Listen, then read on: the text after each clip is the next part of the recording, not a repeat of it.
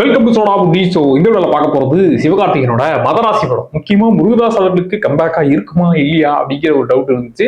Expectation துளி கூட இல்லை. ஏன்னா மனுஷன் வந்து இன்டர்வியூல நான் அப்படி எடுத்திருக்கேன், நான் வந்து துப்பாக்கியை ஓவர்டேக் பண்ணி எடுத்திருக்கேங்கிற மாதிரிலாம் அந்த மனுஷன் சொல்லவே இல்லை. அந்த மனுஷன் இன்டர்வியூல அதிக நேரமா கொடுத்தது சிக்கந்தர் படம்னு சல்லுபாய் வச்சு ஒன்று எடுத்தீங்க, அது சின்ன பின்னமா போகிறதுக்கு முழு காரணமும் சல்மான் கான் தாங்கன்னு சொல்லி அதை தான் கம்ப்ளைண்ட் பண்ணிட்டு இருந்தாரு. இந்த படத்தை பத்தி பெருசாவே வாய் துறக்காம தான் இருந்தாரு. சரி, அவரே கொஞ்சம் மீடியமா தான் மெயின்டைன் பண்றாரு, படமும் அப்படியே தான் இருக்கும் போலங்கிற மாதிரி மைண்ட் செட்ல தான் போனது. எக்ஸ்பெக்டேஷன் துளி கூட கிடையாது. ஏன்னா எல்லா பெரிய தலைகளும் இந்த வருஷம் பேக் டு பேக் அடி வாங்கிட்டு இருக்காங்க. ஐயா முருகதாஸ் ஐயா, துப்பாக்கி கத்தி ரமணா தீனான்னு உங்க மேல பெரிய மரியாதை இருக்குது, பிளீஸ் ஏதாவது பார்த்து பண்ணி கொடுங்கிற பேசிக் மைண்ட் செட் இருந்துச்சு. அந்த மைண்ட் செட்டை இவர் காப்பாத்தினாரா இல்லையாங்கிறது இந்த வீடியோல முழுசா பார்த்துடலாம்.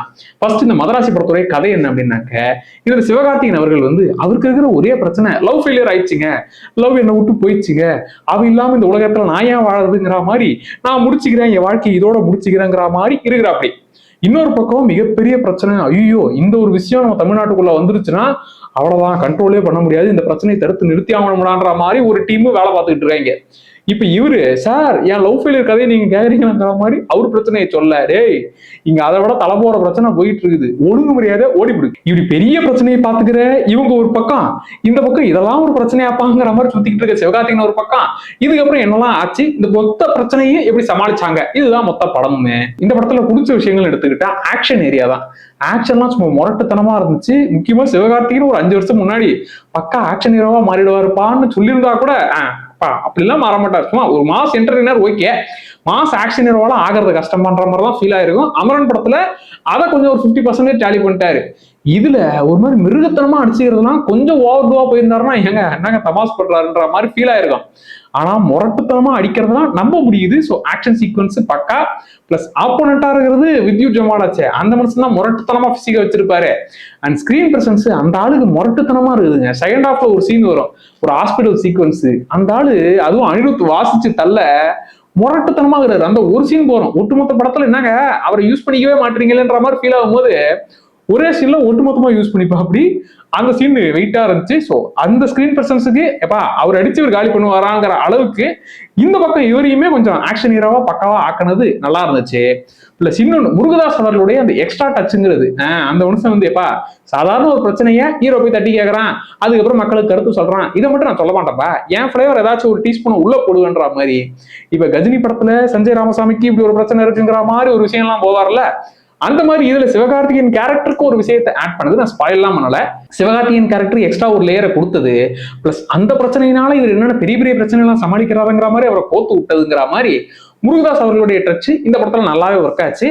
தர்பாரு சிக்கந்தரு இதெல்லாம் பார்த்துதான் ஐயா என்ன மொத்தமா நீங்களும் ஃபார்ம் அவுட் ஆயிட்டீங்களா அப்படிங்கிற மாதிரி நினைச்சுக்கிட்டு இருந்தா, இல்ல மனுஷன் வந்து கொஞ்சம் மீண்டு எழுந்து கம்பேக் கொடுத்துக்கிட்டாருங்கிற ஃபீலை தான் கொடுத்தா. அப்படி எனக்கு அந்த ஒரு விஷயம் பிடிச்சதுப்பா. அப்புறம் அனிருத் ஏரியாவை பொறுத்த வரைக்கும் சாங்ஸ் ஒரு ஓகே லெவல் தான். ஏன்னா சிவகார்த்திகேயன் அனிருத்துடைய காம்பினேஷன் இன்னும் பயங்கரமாவே இருக்கும். இதுல அந்த சலம்பல சாங் ஓகே, அப்புறம் இன்னொரு ஒரு லவ் சாங் நல்லா இருந்துச்சு. ஆனா இன்னொரு ஒரு சாங் இருந்துச்சு, அதாவது இங்க லவ் ஃபார்ம் ஆகிற அந்த சாங், இது தர்பார்ல வந்த அந்த சாங்ல அதே தூக்கி இதுல மாத்தி விட்டாரா, லிரிக்ஸை மட்டும் மாத்தி அதே மியூசிக்கு மொத்தமா தூக்கி போட்டாரன்ற மாதிரி அந்த ஒரு சாங் ஃபீல் ஆச்சுப்பா. அதுக்கப்புறம் எனக்கு முக்கியமா சாங்ஸ் எல்லாம் ஒரு பக்கம் ஓரம் கட்டி வைங்க, அது ஒரு ஓகே லெவலு. ஆனா பிஜிஎம்மா அந்த வில்லனுக்கு நம்ம வித்யுத் ஜமாலுக்கு அந்த ஒரு ஹாஸ்பிட்டல் சீக்வன்ஸ்ல பயங்கரமான மியூசிக்கு. பிளஸ் இந்த பக்கம் சிவகார்த்திகேயனுக்கு மதர் ராசி மதர் ராசி, அது நல்லா இருந்துச்சா. இன்னொரு ஒரு வில்லன், அதாவது 2 பேர் அவங்க ஃப்ரெண்ட்ஸ்ன்னு வச்சுக்கோங்க, அது இன்னொரு வில்லன் அப்படி நெருப்பு பொறி பறக்க ஒரு இடத்துக்குள்ள என்ட்ரு ஆவாரு. அந்த பிஜிஎம் நல்லா இருந்துச்சு. ஸோ பிஜிஎம் ஏரியாவில கொஞ்சம் பயங்கரமான வேலையை தான் அனிருத் பார்த்துருக்கிறேன். அப்படி சாங்ஸ் ஏரியா எனக்கு ஓகேவா தான் பட்டுச்சு. மற்றபடி அவருடைய பங்களிப்பு அந்த படத்துக்கு தேவையான அளவுக்கு இருந்துச்சு.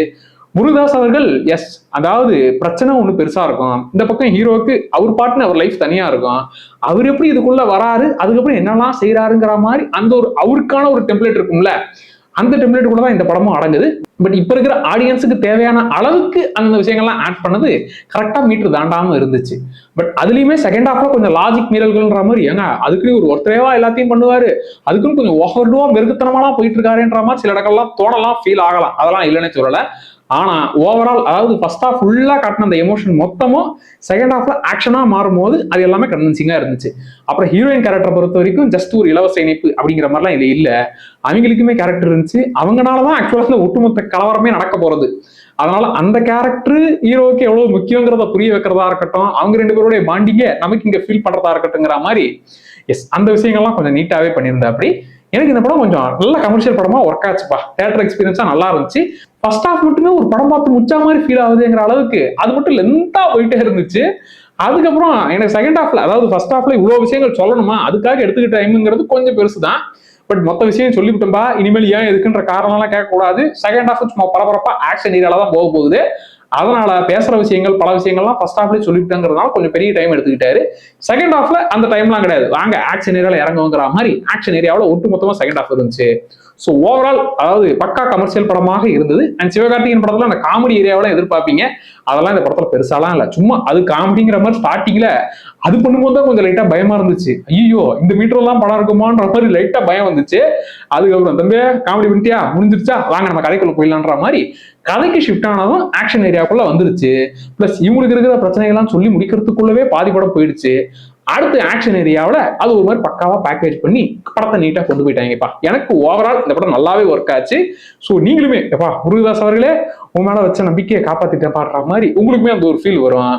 சிவகார்த்திகேயன் சேஃபாதான் ஒரு படத்தையும் பார்த்து பண்றா அப்படி. அப்புறம் இந்த ஒரு விஷயம் வந்து துப்பாக்கி பிடிங்கி சிவான்னு ஒரு கோட் படத்துல கொடுத்ததுல இருந்து அது கான்ட்ரவர்சி ஆகி அவரை போட்டு கலாய்க்கிற அளவுக்கு ஆகி அதுக்கு அவரே விளக்கமா கொடுத்து இந்த விஷயங்கள்லாம் ஒரு பக்கம் போயிட்டு இருந்துச்சா இல்லையா. எனக்கு தெரிஞ்சு முருகதாஸே ஆஹா இந்த சீனை சூப்பரா பண்ணி விட்டாரு, இதை வச்சே நம்ம ஒரு கதையை பண்ணுவோம்னு துப்பாக்கி கொடுத்துட்டீங்களா சார், துப்பாக்கியை வச்சே படம் பண்றன்ற மாதிரி பண்ண மாதிரி தான் இருந்துச்சு. ஏன்னா இந்த படம் முழுக்கவே துப்பாக்கியுடைய வேலைகள் தான் படம் முழுக்க நிறைஞ்சு கிடக்குது. அப்புறம் எனக்கு இன்னொரு விஷயம் ஃபீல் ஆச்சு. போன மாசம் வந்த கொரியன் சீரிஸ் அதோடைய ஐடியா வந்து ஆக்சுவலா அதோட ரெண்டுமே ஒரு ஐடியா ஒண்ணுதான். ட்ரிகருங்கிற சீரிஸ் வந்துச்சுல்ல, அதோடைய பேஸ் ஐடியாவும் இந்த படத்தோட பேஸ் ஐடியாவும் ஒண்ணுதான். அதுக்குன்னு எப்ப அதை பார்த்து இன்ஸ்பயர் ஆகி இவர் எடுத்தாருன்னு சொல்ல வரல. ஏன்னா போன மாசம் தான் வந்துச்சு. ஒரு மாசம் இடைவெளியில ரெண்டு பேரும் பண்ணிருக்க மாட்டாங்க. இவர் ஒரு 6 வருஷத்துக்கு முன்னாடி இந்த கதை நான் ஐடியாவை பிடிச்சிட்டேன், ஷாருக்கானை வச்சு பண்ணலான்னு இருந்தேன், அதுக்கப்புறம் அது கொஞ்சம் மிஸ் ஆகவும் நம்ம சிவகார்த்திகேயன் வச்சு பண்ணலான்ற மாதிரி பிளான் பண்ணன்ற மாதிரி அவரே சொல்லிவிட்டாரு. ஸோ ரெண்டு பேருக்கும் வந்த ஐடியா ஒண்ணுதான். அதாவது கொரியன்ல நம்ம போன மாசம் பார்த்தோம், அதுக்குள்ளதே அந்த ஐடியா செம்ம ஐடியா இல்ல, அதை வச்சு ரொம்ப டீப்பா போனாங்களேன்ற மாதிரி அந்த ஐடியா அந்த சீரிஸ்மே நல்லா இருக்கும். இதுல அந்த ஐடியாவை எடுத்துக்கிட்டாங்க. அதுக்கப்புறம் ஹீரோவுக்கு இந்த பிரச்சனை இருக்குது, ஆல்ரெடி வேற ஒரு பிரச்சனை போயிட்டு இருக்குங்கிற மாதிரி இவங்க வேற விஷயங்கள்லாம் லேயர்ஸை ஃபார்ம் பண்ணி இந்த ஐடியாவை இவங்க ஸ்டைல்ல எக்ஸிக்யூட் பண்ணாங்க. நல்லா இருந்துச்சுப்பா. ஸோ எனக்கு இதுல நெகட்டிவா பட்டது அதுதான், கொஞ்சம் லென்த்துங்கிறது ஃபர்ஸ்ட் ஹாஃப்ல கொஞ்சம் ஃபீல் ஆச்சு. பட் அதுவுமே பெரிய இதெல்லாம் கிடையாதுப்பா. போக போக ஒரு மாதிரி செட் ஆயிடுச்சு. அது செகண்ட் ஹாஃப்ல ஆக்ஷன் ஏரியாவா மாறும்போது ஸோ ஆக்ஷன் பிரியர்களுக்கு அந்த கடைசி ஒரு ஹாஃப் அன் ஹவர்லாம் ஆக்ஷன் சீக்வன்ஸ் எல்லாம் பயங்கரமா இருக்கும். நான் கூட இவர் இன்டர்வியூல அத்தனை தடவை சிக்கந்தரை போட்டு அடின்னு அடிச்சுட்டு இருந்தாரு. ஏன்பா பெரிய ஹீரோ உனக்கு காய்ச்சல் கொடுக்குறாங்க, நீங்க அங்க சொதப்பி விட்டு இப்ப வந்து என்ன காரணம் சொல்றீங்கிற மாதிரி நினைச்சேன். ஆனா இந்த படத்துல ஒரு ரியல் லொகேஷன்ல நீங்க ஷூட் பண்ண பர்மிஷன் கொடுத்தா ஆர்டிஸ்ட் வந்து நீங்க சொன்ன கதைக்கு அப்படியே அவங்க அர்ப்பணிச்சு ஒரு விஷயத்த பண்ணா இந்த ஆள் இந்த மாதிரி பண்ணுவாருங்கிறதுக்கு இந்த படம் எக்ஸாம்பிள். அந்த படத்துல அப்படி நடக்கலையேங்கிற ஆதங்கத்துல ஒரு மனக்குமுறலாதான் மனுஷன் கொட்டிருக்கிறாரு. சல்லுபாய் மேல வன்மத்தை கலை, சல்லுபாய் செஞ்ச கொடுமையை தான் இவர் குமுறி இருக்கிறாருன்ற மாதிரி ஃபீல் ஆச்சு. இந்த படம் எப்பா தர்பாரு சிக்கந்தரு இதெல்லாம் கொஞ்சம் உங்களுக்கு பார்த்து நான் முருகதாஸ் ஐயா என்னங்கய்யா இப்படி ஆயிட்டீங்க அப்படிங்கிற மாதிரி ஃபீல் பண்ணீங்கன்னா அந்த ஃபீல் இதுல கொஞ்சம் சரி பண்ணிட்டாருப்பா. எனக்கு இந்த படம் நல்லாவே ஒர்க் ஆச்சு. ஸோ கமர்ஷியல் மீட்டர்ல இருக்கக்கூடிய படம். அப்புறம் இதுலயே வந்து லாஜிக் மீறல்களை பாக்குறேன், லாஜிக் அங்க இருக்குது, என்ன லாஜிக்கே சரியில்லை இப்படிங்கிற மாதிரி குறை கண்டுபிடிக்கிறேன்னா எல்லா படத்தையும் குறை கண்டுபிடிக்கலாம்.